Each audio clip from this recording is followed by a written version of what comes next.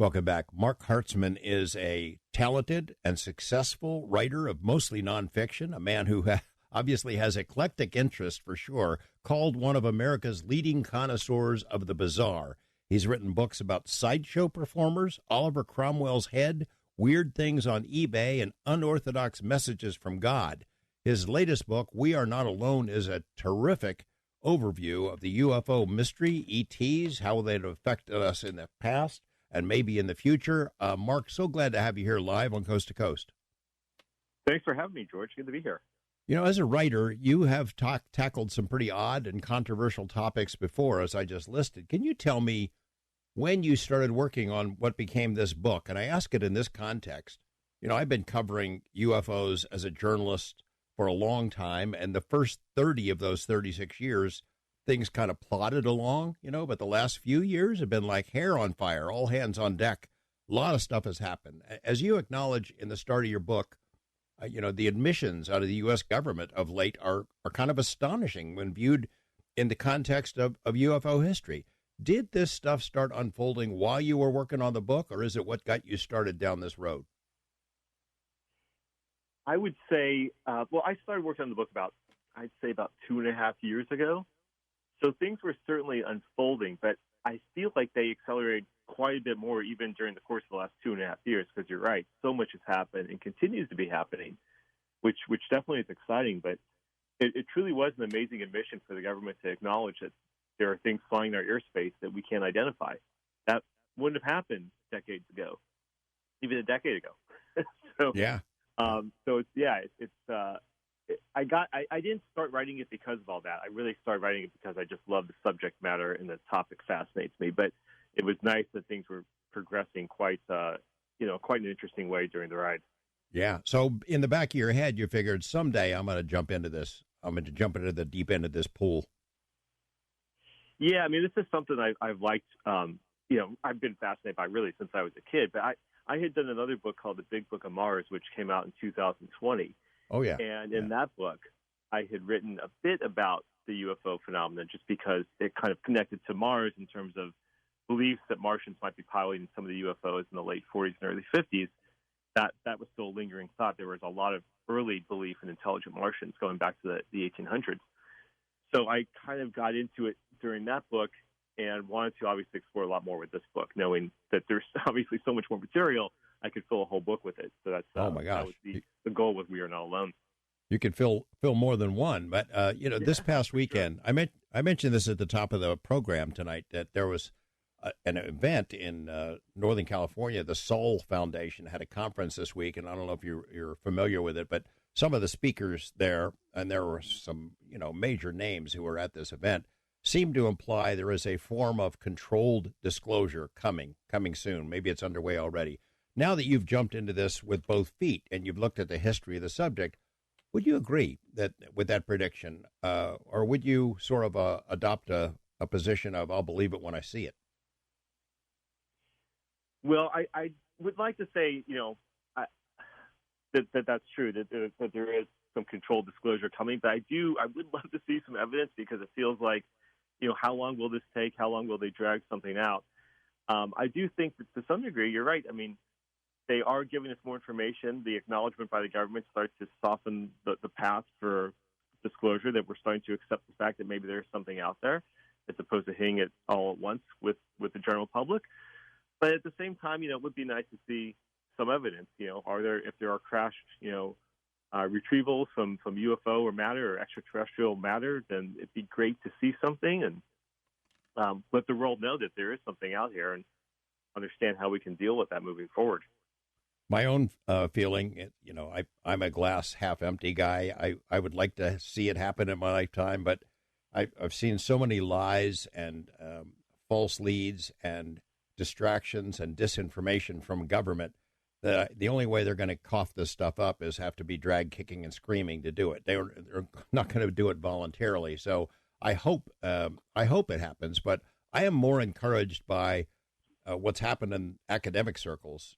Scientific community, Avi Loeb, people like my guest that was just on, Bruce Rapuano, academics, people with PhDs who are coming forward and saying, this is worth studying and we're getting into it.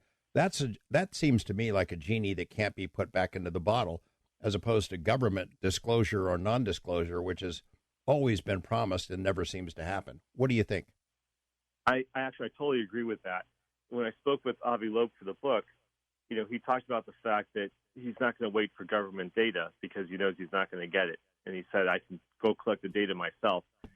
And that's what he's doing. And what's so interesting about him is he's a person who has the credentials and the means to really find some answers.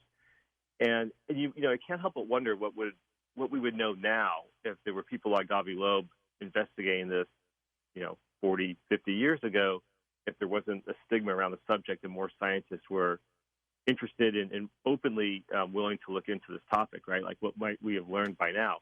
But Avi Loeb is doing that. He's got, like I said, he's got the means, the credibility, and the bravery to look into it. And because he's doing that, he's got the funding, which is also critical. He says the Carl Sagan quote, the extraordinary claims require extraordinary evidence. And he adds that also requires extraordinary funding.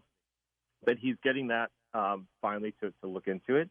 And because other scientists have joined them, he's got over 100 scientists working the Galileo project with him, and actually able to collect the data. He's got an open mind to believe that something could be visiting us versus purely looking at it in a long distance like SETI has been. So who knows what we might find out. Actually, that's what gives me the most hope that we'll find something in our lifetime, is that science, like you said, might actually find some answers. I also think along those same lines, what we have with the James Webb Telescope and the successor to James Webb, which will launch in, I think, about 20 years. They're very long-term programs. They're collecting data from exoplanets, looking for biosignatures and technosignatures. And that may give us more substantial proof that there's actually life on other planets. Biosignatures, of course, could mean any kind of life, right? That could be, it doesn't necessarily mean it's intelligent life. But a technosignature, meaning that evidence of technology on the planet, which would come through detection of pollution in the atmosphere of an exoplanet, that could give us an indication that something creates technology, so therefore intelligent.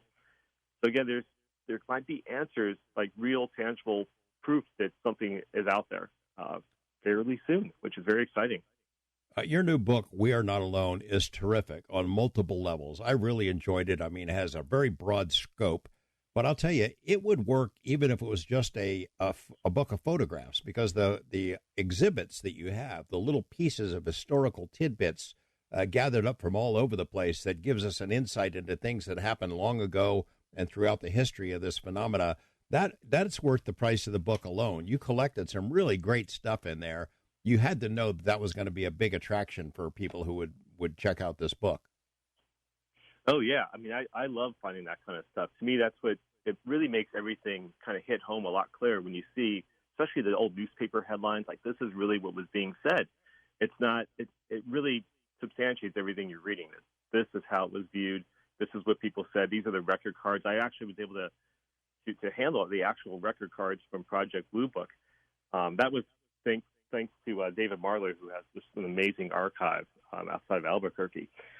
And, going through that stuff, I mean, all of it, it's incredible artwork, it's incredible history and ephemera, and it all just kind of helps paint the picture of what our culture has gone through in terms of the UFO phenomenon. Yeah, it's clear that David Marler was an important help to you in putting the book together. I hate that guy. Because his files and library are so well organized, it makes me want to just retch when I see it. I'm kidding, of course. I've interviewed David and have ultimate respect for him. But, man, his library, his books, his files, they're all immaculately researched and categorized. And the fact that he was allowed you to access all of it, that tells you what kind of guy he is. Oh, yeah, he was wonderful. I spent a few days in his archive, and he was so generous, sharing just information and pulling files and suggesting ideas. And I walked in there and completely overwhelmed.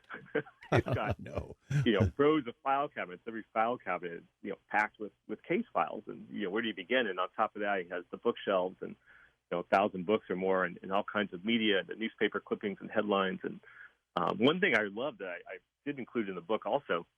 This was kind of funny when I was going through a lot of the old books he has, because I also love the old book covers, just as artwork. They're beautiful, especially the books in the 50s with the contactees, the titles, the cover art. I really like that kind of thing. But I kept moving these note cards out of the way to pull books off the shelves as I was taking photographs and flipping through for information. And finally, I said to myself, why am I pulling these cards off? I keep taking these off and pulling them right back, not even looking at them. So I finally started going through these note cards, like little postcard type things, and I'm realizing that these are all the cards that contactees would send out for their lectures. Basically, come hear me speak about me meeting the Venusians or the Martians or wherever it might have been for the various contactees. So again, these were amazing artifacts I'd never seen before. I don't think I've ever seen those in a book before.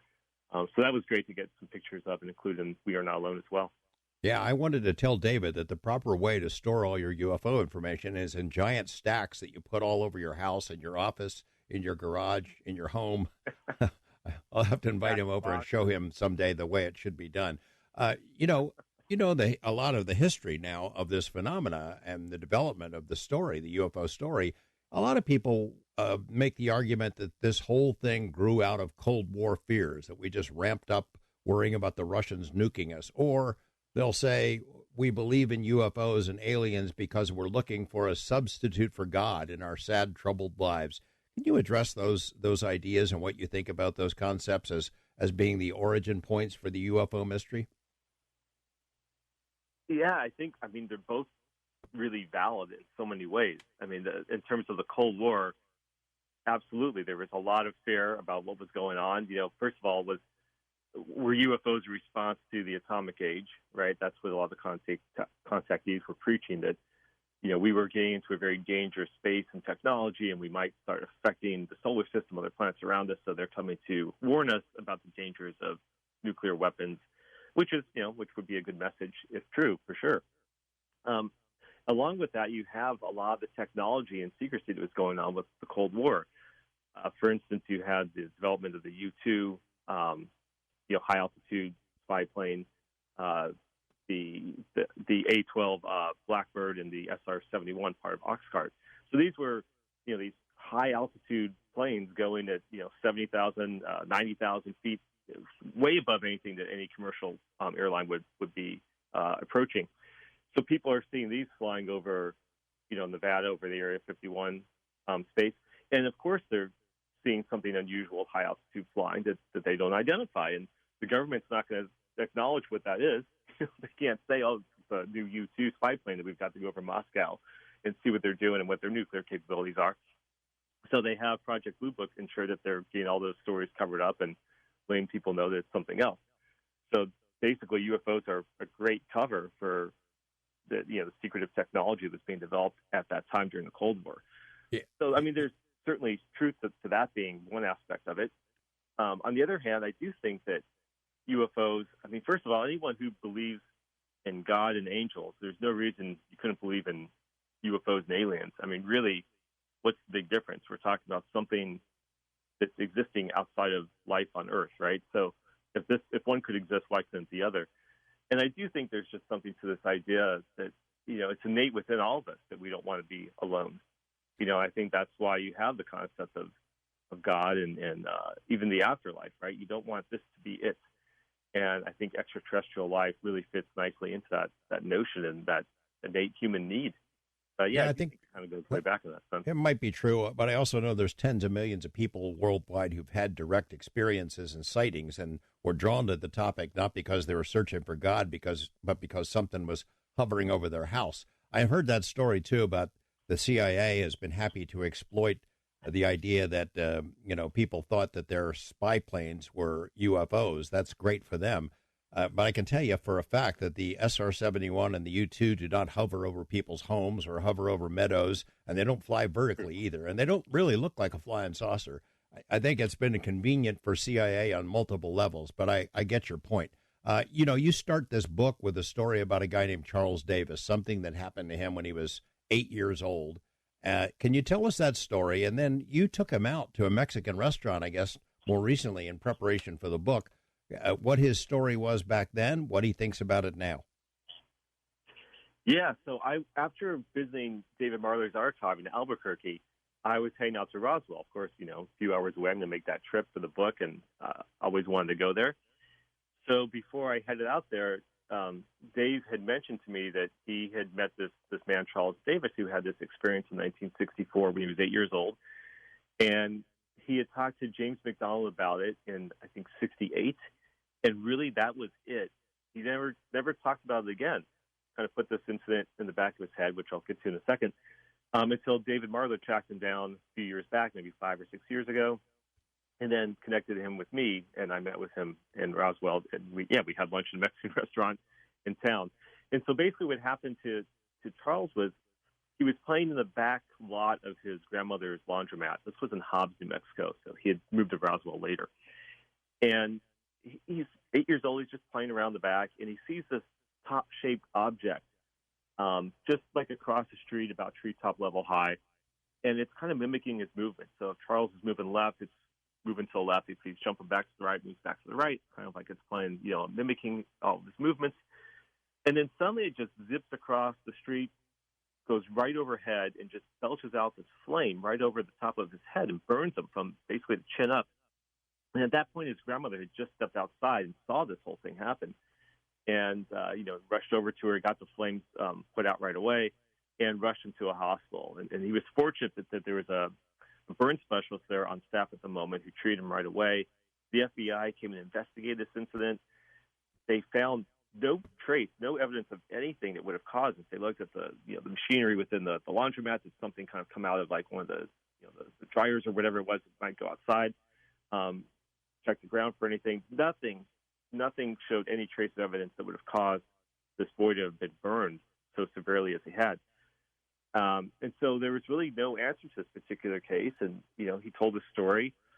I'll tell you what, I'm sorry. I'm sorry, Mark. I shouldn't have asked you that question. We have to go to a break, but I promise you we'll continue the conversation on that point and hear the rest of that story in a moment. Mark Hartzman, apologies again for asking you that question about Charles Davis and not giving you enough time to respond. Can you pick up the story there about what happened to him? Yeah, of course. So as I was saying, it's been fully investigated by the FBI. This was documented in newspapers, and there was really no clear explanation that ever came through for what happened to him. And after that, he put it out of his mind. Like I said, James McDonald had interviewed him and his mother and grandmother several years later, and that was pretty much all he thought about. He didn't use this to try to capitalize on this on an experience or anything like that. It was just something weird that happened to him, as always said. He didn't know what it was, just something odd. But what makes this story even stranger, and this was something that Dave had shared with me, David Marler had shared with me when he first told me about Charles Davis. He started looking into the case and finding that other top-shaped UFO sightings were happening in the weeks before and after this in different parts of the country, mostly like Georgia and North Carolina. And there were these other documented reports of people seeing top-shaped objects flying overhead, and in several cases also belching fire and injuring different people in the process. Even stranger, this was happening on Tuesday night. So frequently that people were having watch parties on Tuesday nights looking for top-shaped objects. And again, none of these were ever explained. There were no, government didn't say, oh, yeah, we're testing some new aircraft or whatever it was. None of that ever came out. And so I love this story to introduce the book because it is one of these truly odd, weird things that happened. It's unexplained. And that's the case with so many stories. I mean, you had mentioned earlier the idea of these, aircraft or unidentified craft flying overhead, no sound, just sitting overhead in people's, whether it's in people's yards or over highways or whatever it might be. And I have cases like that I talk about in the book that truly are just unexplained. And that's part of what keeps this whole topic so mysterious and interesting. And what does Charles Davis think now? So when I talked to him, I mean, he basically still maintains that he doesn't know what it is. He said, all I know is something where it happened to me. I'm not telling you it's aliens or UFO, but I don't know. And he kind of leaves it at that. He just chalks it up to something strange that happened to him when he was a kid and has no explanation for it and doesn't try to create one for it. I mean, tops, UFOs that look like tops that are belching fire, you don't hear about many of those anymore. But I think I remember from one of the cases that you document in this book, it was also stinky, right? It was really smelled bad. Yeah, that's right. So that too. And adding to the idea that you just said, you don't see those too often, that shape. especially at that time, everything was more saucer shaped, or at least cigar shaped, right? You didn't hear top shaped. So why would someone just suddenly make that up if they kind of wanted to capitalize on the situation? So it's definitely an unusual series of cases. Well, what do you make of that? That there are so many. You look at the history of this phenomena. There are so many hundreds of shapes and sizes of these objects. Some are the same as what we see today. They're spheres and occasionally discs, but cigar shapes, triangles. Many are pretty weird shapes. Like we get the variety pack here. Are they, alien Chevys, Chryslers, and Fords, different sport models, station wagons? What's going on? That's a good way to put it. Even rectangular shapes, it is. You hear a lot of football field size objects being seen. And I mean, that's a good question. First of all, when we think about the idea of extraterrestrial visitors, who's to say it's just, one species from one particular place that might be visiting. So in that sense, maybe it is different beings, different vehicles that they're creating. So it's a good question. I personally find the triangular UFOs really fascinating. Yeah. Especially, the Phoenix Lights probably be the most famous of them, which was seen by about 20,000 people, silently passing over Phoenix and the surrounding area throughout the state. Just in 1997, it's fairly recent, right? So, and that's another one that's just never really been explained. Even the governor admitted that he saw that and had no explanation for it. I liked that you covered, you mentioned James McDonald, Dr. James McDonald. It's not a name that people hear all that often in UFO circles anymore, but gosh, what a gigantic figure he was back then. And he was a courageous guy. I mean, he put it all on the line and ultimately paid the price for going down into the UFO rabbit hole. Can you share with our audience who he was and what he did? Yeah, so he was a physicist who really took on the subject at a time when there weren't that many scientists really getting involved in it. I mean, you had J. Allen Hynek as an advisor to Project Blue Book, but early on he was working really more to debunk it, along with the sort of the goals of Project Blue Book. Eventually, kind of came around, but James McDonald really took it seriously and investigated it again with a scientific mind, and he was involved in the congressional hearings in the late '60s, and presented many cases and documented, facts and shared data. But you're right, he didn't get a great response. He wasn't joined by other scientists. It wasn't like it is today where you have people coming together looking at things and trying to find answers. He was kind of on his own. So you're right, he was very courageous. And, ultimately, it didn't bode well for his career or his life. He took his own life, right? He ended his life. That's right. He was under a lot of pressure. I remember a lot of criticism, as happens still for scientists and others who go out on a limb on this. You cover a lot of the really fascinating cases from back in previous eras.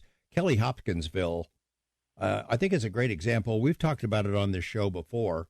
This is a preposterous scenario that is almost preposterous by design, where aliens are passing around this home and they keep getting shot, almost like a shooting gallery. They get shot by the people in this family, and they keep bouncing back up. What do you make of that whole scenario? Yeah, it really is a fascinating case, and I have a couple images in the book of sketches and details of what these creatures look like. And one of the headlines was from 1955 that said "Story of Spaceship: 12 Little Men Probed Today" at this Kelly farmhouse. And basically these guys, family and a couple of friends saw these creatures. They seem to be like monkey-shaped, monkey-sized, with outfits on and shooting at them. Like you said, they're climbing up trees on roofs, and it just kept coming back. And there was, of course, no bodies. If they shot them and hit them, there was no evidence left behind. The police came out and investigated, talked about how terrified these guys were. They said they were genuinely terrified. They didn't seem like they were making anything up, but they couldn't find any evidence. Like, here's the story, but okay, we don't see any evidence of this. And there was really no great explanation for this. There was at one point they thought that maybe these were monkeys who had escaped from a circus that was traveling nearby, which is kind of an interesting hypothesis, that monkeys had gotten that far and somehow had avoided bullets, evaded them. from multiple guns at that time. So yeah, it's definitely one of those interesting early cases, and it's kind of one of those ones I think that helped push the little green men narrative in that description. Right. Which I look especially interesting. I know you spent some time with David Marler, so I'm surprised that I looked in the index and did not find Farmington, New Mexico. I don't know if you ran across much information on that, but what a spectacular incident that was, where these UFOs sort of had a dogfight. I mean, dozens, maybe hundreds of these objects over this town in New Mexico that were seen in the daylight by all kinds of people. I mean, basically everybody who lived there. Did you dig into that and pass on it, or did Marler not share his secret files on that one? He took me through so many files, and to be honest, there was so much to go through that at some point I kind of did pick and choose a little bit. I can't tell you I had a particular reason for not including that case. Right. I think I was just finding cases and using as much as I could. I actually had about 20,000 words too much when I delivered the book. I understand that. Yeah. I get that. Unfortunately, I couldn't cover as many cases as I would have liked. But yeah, that's definitely another interesting one. It's probably hard to convince the publisher that a 900-page book is going to sell all that well.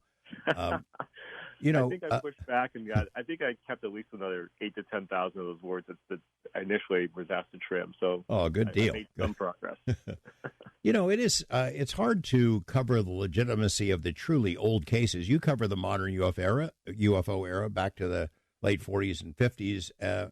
But, similar objects have been reported throughout human history. The Romans called them flying shields. There are things in the Bible, Ezekiel's wheel, that other people compare to modern UFOs.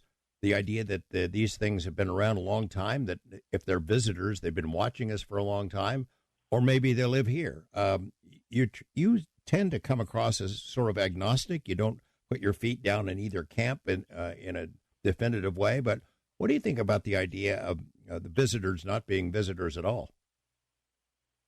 Yeah, well, actually, initially I had a whole chapter on sort of that ancient aliens idea, and that kind of got cut for that word count length I mentioned. But I took, if you saw in the book, I took some of those sections and put them around the book as sidebars because I didn't want to lose that whole aspect of the story, because it is a really interesting part of the whole UFO phenomena just throughout humanity.